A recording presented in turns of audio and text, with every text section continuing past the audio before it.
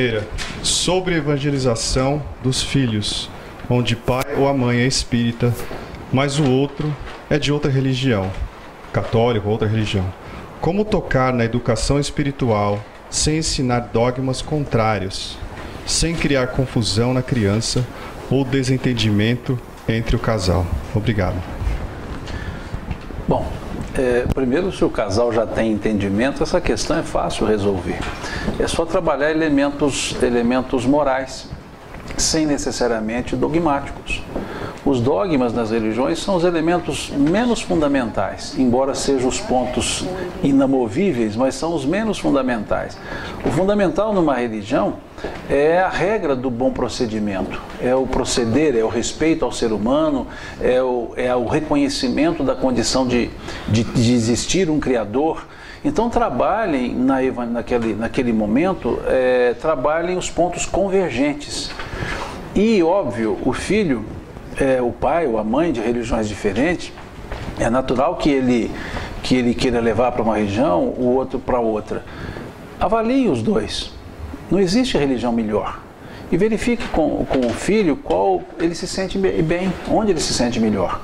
E um dos pais deve ceder o espaço e deixar que o filho estude um pouco. Depois, à medida que, se ele for para uma religião católica que seja, ou não, ele vai trazer algumas dúvidas que o Espiritismo pode explicar. E depois ele também pode optar, falando, eu vou fazer essa. Não há problema. Eu acho que o problema nunca é o filho, o problema são os pais.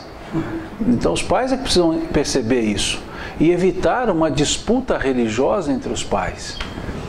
Não há que fazer essa disputa. Não, hoje eu levo na minha, amanhã eu levo na minha. Não.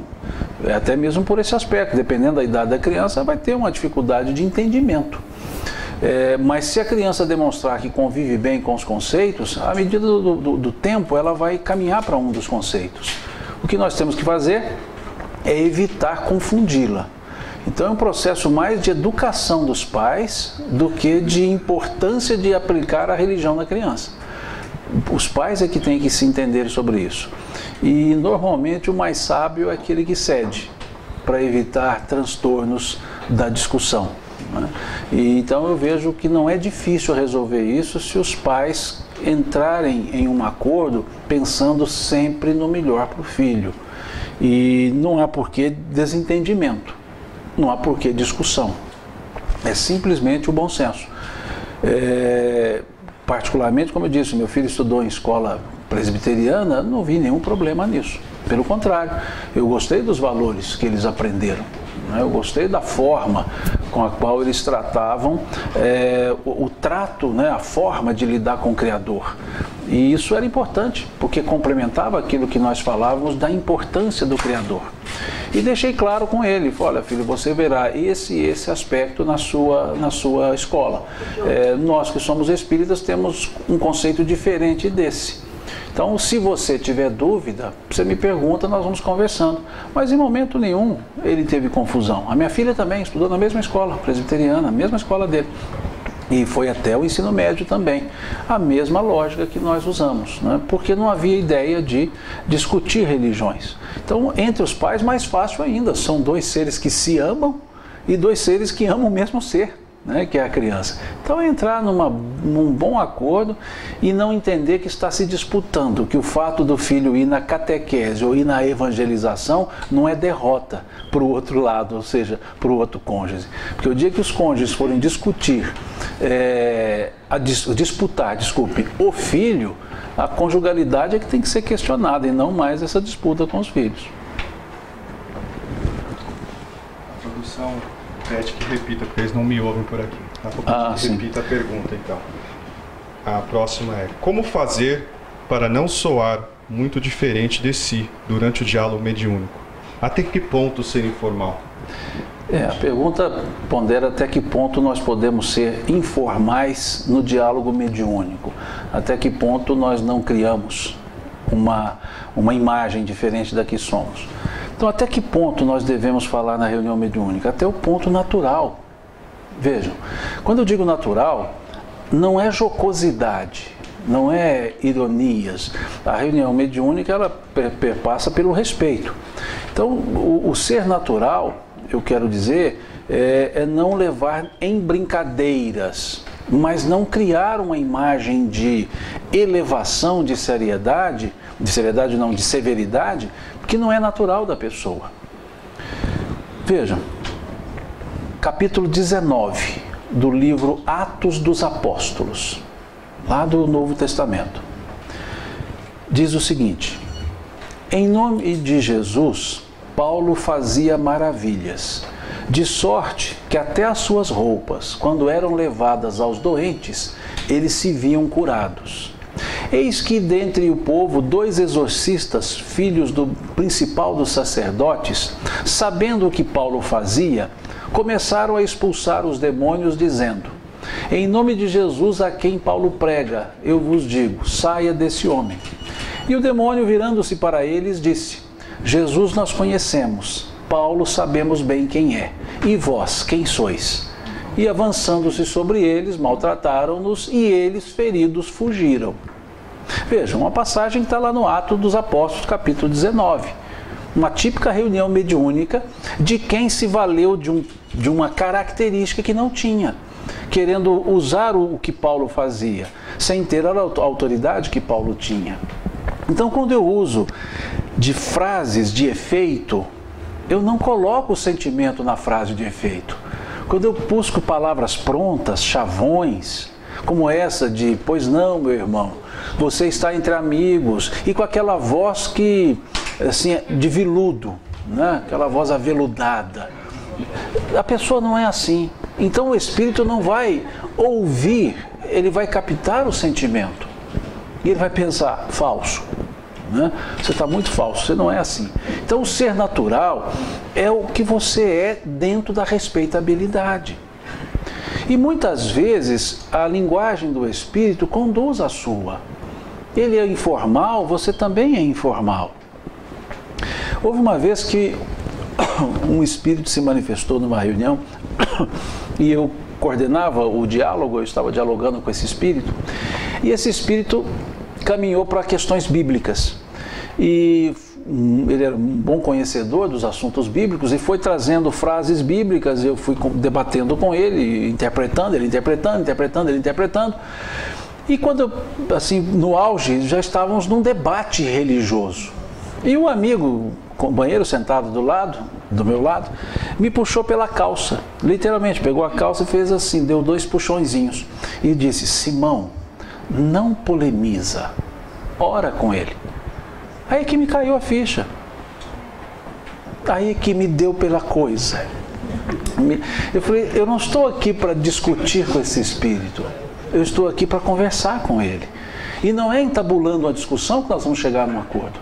Então eu disse a ele, pois bem, mas uma coisa nós temos lá na Bíblia, a oração. Você não quer orar comigo? E aí ele disse, faça as honras. E eu fiz a oração. E depois eu disse assim, você quer completar? Ele falou, eu vou completar. E terminou a oração. E nós encerramos o diálogo. Veja, eu estava assumindo uma postura que não é uma postura de quem tem que dialogar com os espíritos. A minha postura estava de disputa de conhecimento. Uma total tolice da minha parte. E esse companheiro sentado do lado, percebendo isso, um jovem, o Adilson, à época ainda é jovem, porque com relação a mim quase todo mundo está ficando jovem. Mas ele então disse isso, Simão, não polemiza, ora com ele. Então isso é não ser natural. Isso é quando você quer caminhar para lados de disputas. Os outros aspectos é quando você usa frases que você mal entende o que você está dizendo, usando palavras assim, eruditas para mostrar conhecimento que você não precisa demonstrar. Ali, numa reunião, num diálogo com os espíritos, não é o que você fala, é como você fala e o que você sente. Hermínio Miranda conta no livro Diálogos com as Sombras, ele conta que certa vez ele também estava conversando com o espírito e o espírito não concordando com ele em coisas nenhumas, e Hermínio resolveu fazer uma oração. E fez uma oração contrita, bem ao estilo dele, e o espírito disse, olha, eu não concordo com nada que você disse, mas você tem uma fé que dá gosto de ver. E isso convenceu o espírito. Perceberam? Então, isso é que é ser natural. É ser o que nós somos, sem jocosidade, sem gírias que não tem propósito, não é... A gente tem o clima de respeito, como vocês são na casa espírita. Vocês não se tratam com naturalidade?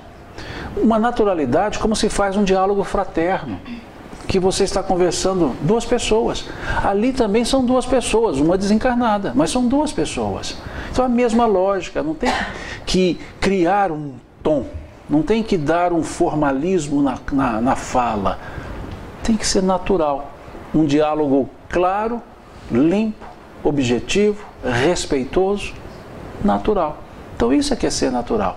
Sem nada, em momento nenhum, descambar para o desrespeito, para a jocosidade, a ironia. Não precisa disso.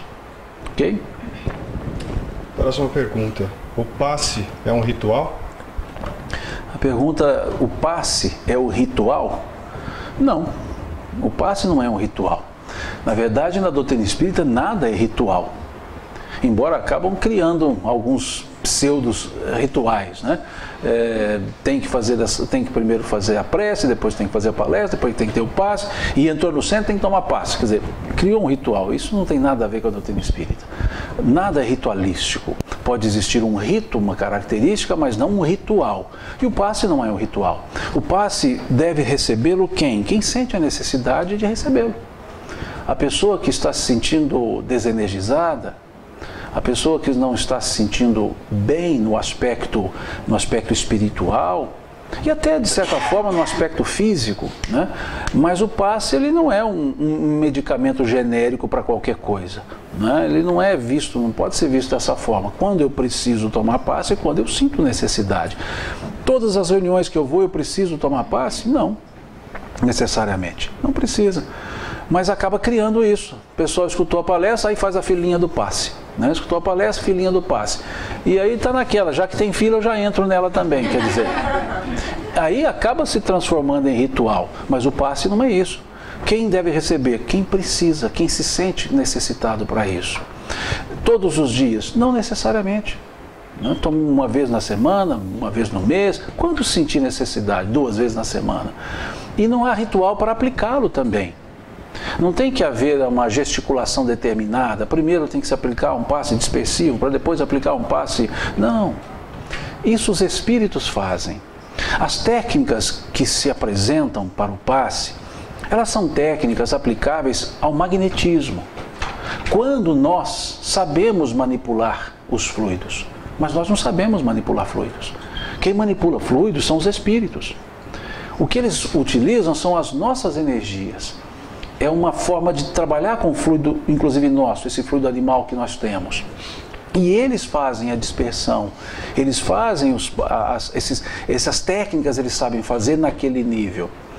Essas formas que nós muitas vezes aprendemos de movimentação de mãos, são as técnicas de magnetismo, muito utilizadas pelos magnetizadores, que não tem ação dos espíritos. Muito usada no Reiki, que é respeitável, tem efeito sim, mas eles aprendem dentro dessa lógica. Agora, não é uma prática espírita, são práticas terapêuticas, mas não é uma prática da terapêutica espírita, ou seja, não é uma prática espírita. E os espíritos explicam que para nós, esse passe misto, né, entre um passe magnético e o passe pelos espíritos, esse passe espírito é assim, parte é magnético, porque estamos ali impondo as mãos, e imposição de mãos não é passe, é uma das técnicas do passe, eu posso aplicá-lo sem movimentar a mão, sem impor as mãos. Se eu não tiver braços, posso aplicar passe do mesmo jeito, porque o passe é essa transfusão de energia psíquica, e para eu transfundi-la, eu não preciso colocar a mão. A transfusão não se faz assim, se faz assim. Então não há, isso tudo que acaba criando ou transformando-se num ritualismo, mas sem ser. E não tem tempo. Qual é o tempo do passe? Ah, Simão, é o tempo de rezar um Pai Nosso. Depende, se você reza rápido ou reza devagar. Né? Então não tem o tempo. Qual é o tempo? O tempo que eu senti que é necessário, é intuitivo. Por isso o preparo da pessoa que aplica o passe. Por isso ele está envolvido com aquilo e naturalmente ele impõe as mãos, ele retira a mão. As mãos Não há um tempo para isso. O que é que eu tenho que fazer? Pensar no bem para essa pessoa. Quer orar? Ora. Faz a sua oração. Mas qual oração? Quer rezar o Pai Nosso? Reza. Quer pedir livremente? Pede. Não quer fazer na forma de prece, mas apenas assim: Deus, estou aqui, cuida dele e usa de mim o que precisar. E pensar amorosamente sobre ele, pense dessa forma. É uma transfusão de amor, como dizia Dona Joana. Então não há esse tempo. E o que acontece que gera a ideia de ritualismo? Todo mundo termina na mesma hora. Aí você olha, não termina, como se fosse assim: agora já é hora. E se alguém precisar mais um pouquinho, vai continuar. Não, mas se eu ficar, ele vai achar que está muito mal, né? Porque todo mundo parou e eu continuo. Aí a pessoa para. Como se fosse um ritual. Não é ritual. Não tem porquê isso. Então nós é que acabamos por criar condições rituais que não existem. No campo da mediunidade, Divaldo conta uma história que um grupo, inclusive lá de Salvador, fazia reuniões mediúnicas, uma senhora coordenava a reunião e uma pessoa entrou recentemente no grupo para fazer parte do grupo mediúnico, e ele notou que as pessoas tiravam os calçados, tiravam os sapatos e ficavam descalças. Ele olhou aquilo, achou interessante, todo mundo tirava o calçado, achou interessante, e aí ele perguntou a uma das pessoas: olha, eu vi lá que vocês têm que tirar os sapatos, né, os calçados, por que faz isso? Aí a pessoa deu a explicação científica.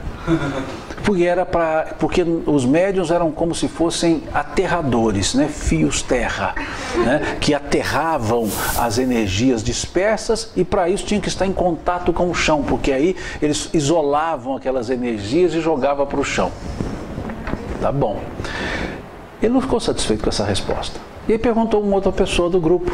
E ele falou: olha, não sei te dizer por que não. Desde que eu entrei aqui, eles já tiram os calçados. Mas eu não quis perguntar não. Mas olha, conversa com a dona fulana, que é a diretora do grupo. Conversa com ela pode te informar. Ela que sabe, ela que começou. E ele foi conversar com essa senhora. E ela pegou e falou assim: mas eles tiram os sapatos? Tira, a senhora também tira. Não, mas é porque eu tenho problema circulatório e os meus pés incham. Então quando eu fico sentada, se eu não tirar o sapato, fica ruim, fica pegando meu pé. Veja, alguém já achou uma técnica científica de aterramento de fluidos. Então o problema somos nós que criamos isso. Eu tenho um amigo na cidade de Divinópolis, lá em Minas, José Amaral, aliás, excelente expositor, super bem-humorado. Então ele dizia assim, que o espiritismo vai continuar com os espíritas, sem os espíritas e apesar dos espíritas, né? Que acaba criando essas circunstâncias todas. Então o passe não é ritual, não é ritualístico, nada disso. Nós é que acabamos criando essas complicações. As próximas não são perguntas, pedindo para falar mais dos assuntos. Caixinha de sugestões, né? Para falar sobre a difusão do espiritismo nos Estados Unidos e no mundo inteiro. Bom, eu que tenho que perguntar, né? Como está a difusão do espiritismo nos Estados Unidos? Porque eu acabei de chegar, né? Eu estou naquele, assim, típico cachorro quando cai de mudança, né? Você não sabe para onde vai. Não, eu disse isso no início, e repito, vocês, quando eu digo vocês, não me refiro apenas a Atlanta. Vocês que estão nos Estados Unidos e as pessoas dos Estados Unidos que estão atuando no movimento espírita são os pioneiros. E vão trabalhar como todo pioneiro, desbravando, tendo as condições adversas do desbravamento, né? Ou seja, a não compreensão, a pequena quantidade de ajuda, isso é natural. E eu vejo, dizia isso no almoço, não me lembro com quem eu conversei, o nome da pessoa, mas é a minha conterrânea lá de Minas, né? De BH, não que eu seja de BH, conterrânea de Minas, né? Ela comentou sobre isso, disse: os Estados Unidos é uma potência econômica, mas nesse campo religioso, por que ele é tão tradicionalista? Lógico, tem tudo a ver com a cultura, a história, a chegada, né? Tudo bem, mas o que eu ponderei foi o seguinte: o que nós temos que olhar, os Estados Unidos é uma potência. É econômica, porque agora a economia está sendo olhada, mas ele é uma potência naquilo que ele fizer. Ele também será uma potência religiosa, se assim quiser, se assim se desenvolver. Ele também será uma potência espiritista, se assim se desenvolver. Porque o aspecto da cultura aqui é a cultura empreendedora, é a cultura do crescimento, é a valorização do trabalho, mas por hora o trabalho profissional, por hora o trabalho econômico. Mas chega um momento que é o trabalho em prol das pessoas. E também será com a mesma intensidade. E por outro lado, o Brasil, desculpe, não estou comparando ninguém à mercadoria primária, não é isso? Mas o Brasil sempre foi exportador de matéria-prima. E uma das matérias-primas que ele tem exportado agora são espíritas. E encaminhado para o mundo todo. Porque são as matérias-primas para o futuro, sem as quais não teremos um bom futuro. Porque matéria-prima é o principal elemento de qualquer outro produto. E o outro produto que nós estamos dizendo é a conscientização da humanidade. O outro produto que nós estamos dizendo, o produto que agrega valor, é o melhoramento humano. E a matéria-prima para isso somos nós, todos nós. Então, por isso eu disse a vocês que aqui tem o futuro. Pode ser que vocês não vejam, outros verão uma outra encarnação. Não vamos trabalhar em tempo, né? Tempo é muito relativo, né? Certa vez disse que uma pessoa chegou no céu, né? Morreu, foi para o céu, e conversando com Deus, ela disse assim: Deus, o que são $1 bilhão? Uma moedinha. O que é 1 milhão de anos? 1 segundo. Ah, então me dá uma moedinha. Ah, espere 1 segundo. Tudo é relativo. Então tempo é relativo. Tempo, gente, não se mede. Simplesmente porque não existe medida de tempo. Bom, agora endoidou. Essa viagem te deixou doido, Simão. Não existe. Simão, como não existe? Hora é medida de tempo. Não é. Hora é medida de espaço. Agora endoidou mesmo. Dia é medida de tempo. Não. Dia é medida de espaço. Ano é medida de espaço. O que é um ano? O espaço que a Terra percorre em torno do Sol. O que é um dia? O espaço que a Terra percorre em torno do seu eixo. O que é uma hora? 1/24 do espaço que a Terra percorre em torno do seu eixo. O que é um dia? 1/365 do espaço que ele percorre em torno do Sol. Então isso tudo é medida de espaço.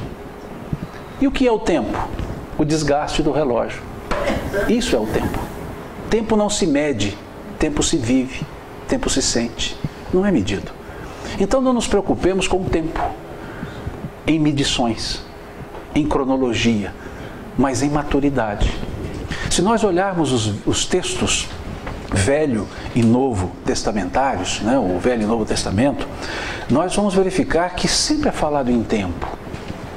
Naquele tempo, naquele dia, mas nunca cronológico. Veja, chegará o dia em que não mais falarei por parábolas, mas abertamente falarei das coisas do Pai. E naquele dia, veja, pedireis ao meu Pai em meu nome, e eu não mais vos digo que eu rogarei ao Pai por vós. Capítulo 16 do Evangelho de João. Veja, naquele dia, naquele tempo. Veja. Naqueles dias derramarei meu espírito sobre toda a carne. Veja, naqueles dias. Ou seja, isso é momento psicológico. O momento certo, o momento aprazado. Então é esse o tempo que vai levar. Quanto tempo levará? Quanto tempo levar? O momento psicológico. E isso é que é significativo para vocês que estão nessas terras. Nessas terras diferentes daquela cultura que vocês tiveram.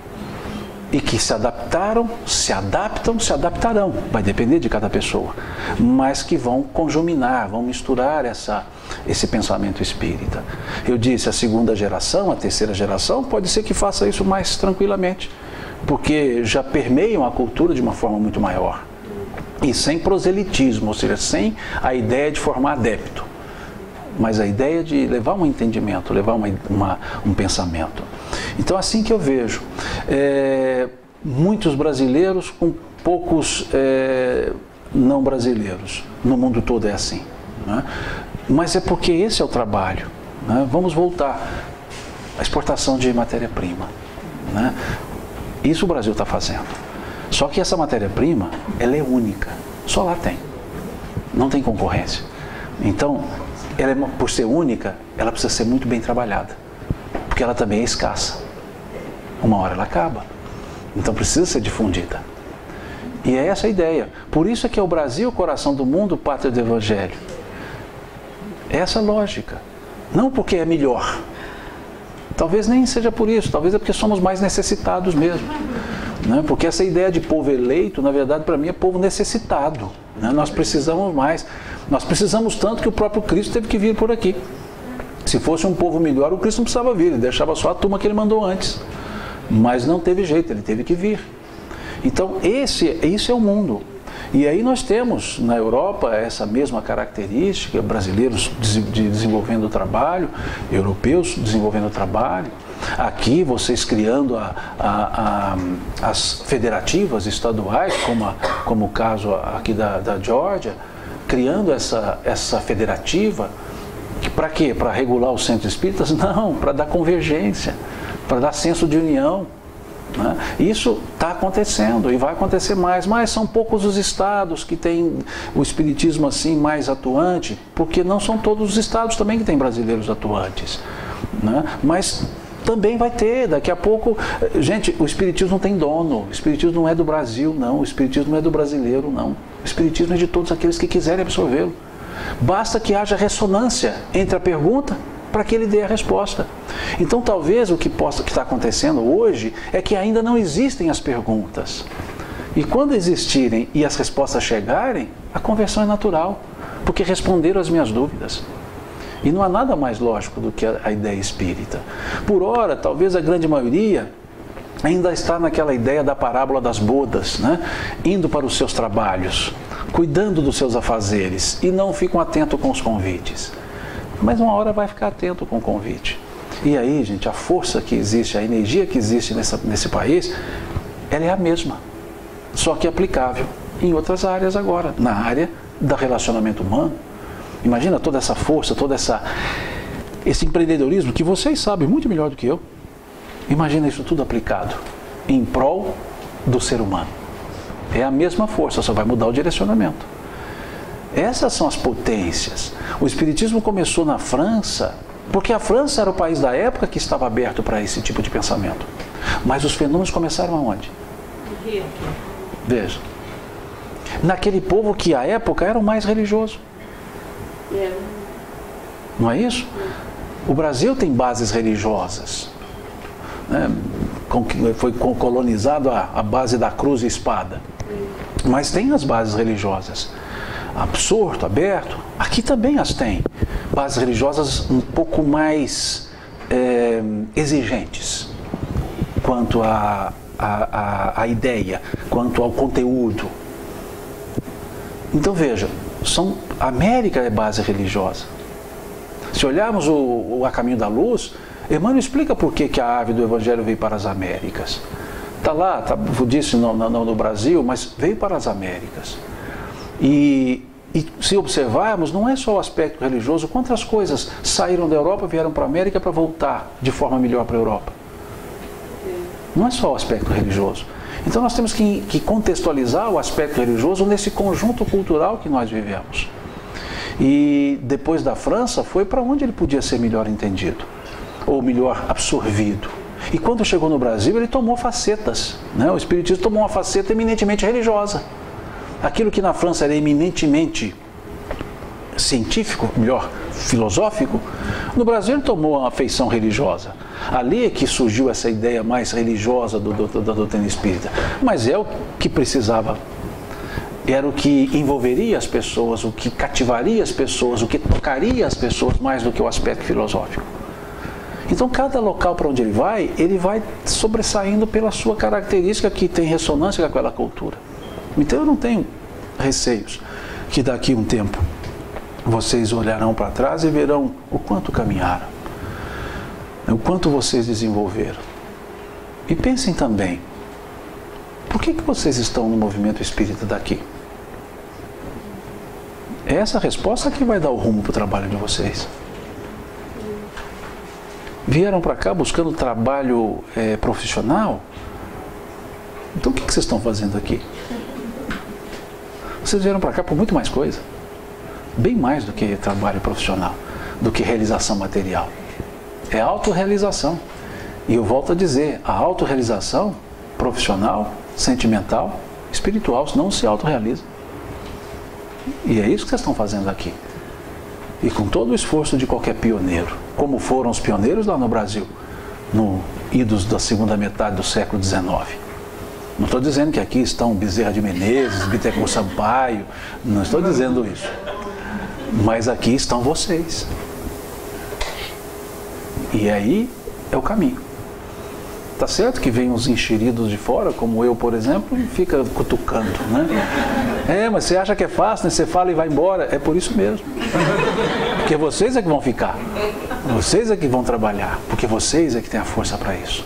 Vocês é que têm o empreendedorismo para isso. Vocês é que têm a energia para isso. Então, é assim que eu vejo o espiritismo no mundo. Não é só aqui nos Estados Unidos. No mundo. Ele é assim. Daquelas pessoas que estão lá, cuidando dele. E é muito bonito o que a gente vê. Né? Quando do Brasil eu entro na Rádio Atlanta, você escuta. É gostoso. Como também alguém do exterior que entra nas rádios brasileiras, como lá a Rádio Fraternidade, a Rede Bonova, né? Lá com o Zé Aparecido, lá em São Paulo, esqueci o nome agora da rede. A gente também acha bonito isso. Rede Amigo Espírita, Rede Amigo Espírita. Isso encanta todas as pessoas. Então, esse é o espiritismo no mundo, o espiritismo da modernidade, dos veículos que Jesus usaria se ele estivesse por aqui agora. Sem dúvida nenhuma. Ele não ia ficar andando demais, não. Era só Twitter, né? WhatsApp, né? E o WhatsApp dele seria bonito. Grupo dos 12, tá lá, o WhatsApp dos 12, né? Aí tinha porque ele sempre chamava 3 separadamente, né? Ele chamava sempre João, Tiago e Pedro. Então ele tinha lá o grupo exclusivo, né? Então, grupo exclusivo. E com certeza não ia falar assim, ops, grupo errado. Não, ele não ia falar assim. Ele publicaria sempre no grupo certo, né? Que é o que nós temos que fazer, sem problema nenhum. É assim que eu vejo, tanto aqui nos Estados Unidos quanto lá fora.